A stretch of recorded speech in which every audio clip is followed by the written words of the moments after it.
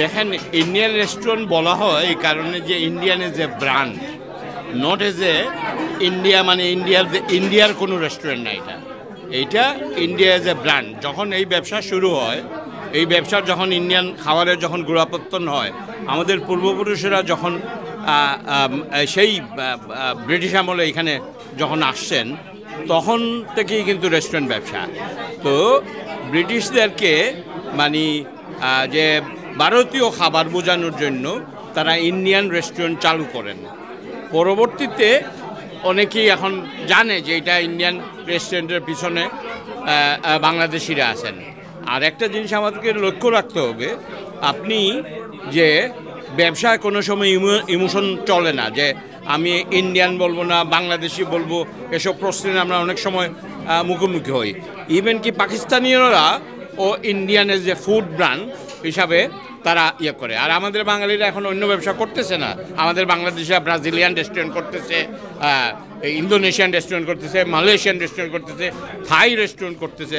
তো এইখানে ইন্ডিয়ান খাবার যদি পপুলার হয় বা সারা দেশে এই খাবারই পপুলার, যদি এখানে ইন্ডিয়ান লেখে তাতে আপত্তি কোথায়? আর একটা জিনিস আপনাকে লক্ষ্য রাখতে হবে যে আমরা যখন প্রথম দিকে ইন্ডিয়ান রেস্টুরেন্ট খোলা হয়, বা প্রথম দিককার যদি আপনি 60-এর দশক 70-এর দশকের ইন্ডিয়ান রেস্টুরেন্টগুলো দেখেন, এগুলার নাম ছিল তাজমহল, দিল্লি, বম্বে বা ওই ধরনের ইন্ডিয়ান নামগুলো, কারণ যাতে কাস্টমাররা বুঝে দিস ইজ ইন্ডিয়ান খাবারের রেস্টুরেন্ট।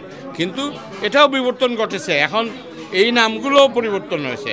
এখন মানুষ সরাসরি যাচ্ছে সিনামন, চিলিজ, তারপর ওই স্পাইসের নাম দিয়ে রেস্টুরেন্টগুলোর নাম রাখতেছে, তো যাতে কাস্টমার বুঝতে পারে। তো আমার কথা এটাই থাকবে, হ্যাঁ ইন্ডিয়ান বাংলাদেশি যেখানে লাগানো যায় লাগাবে ব্যবসার খাতিরে, কিন্তু এটা ইমোশনালি কেউ এটা বলা উচিত না যে আপনি ইন্ডিয়া। আমরা তো ইন্ডিয়াকে প্রমোট করতেছি না, ইন্ডিয়ান খাবারটা আমাদের সবার ইন্ডিয়ান বাংলাদেশি। আর এনিওয়ে যে এইসব রেস্টুরেন্টে যে সমস্ত খাবার মিলে আমাদের ইন্ডিয়ান রেস্টুরেন্টগুলোতে, এগুলো কিন্তু মিশ্রণ বাংলাদেশি, ইন্ডিয়ান, পাকিস্তানি সব খাবারের। তো ব্যবসা, আমার মনে হয় যে ব্যবসা ইমোশনটা রাখা উচিত না। ব্যবসা করলে সাকসেসফুল হইতে পারলে আলটিমেটলি বাংলাদেশি বাঙালি হইলে সে বাংলাদেশকেই তুলে ধরবে।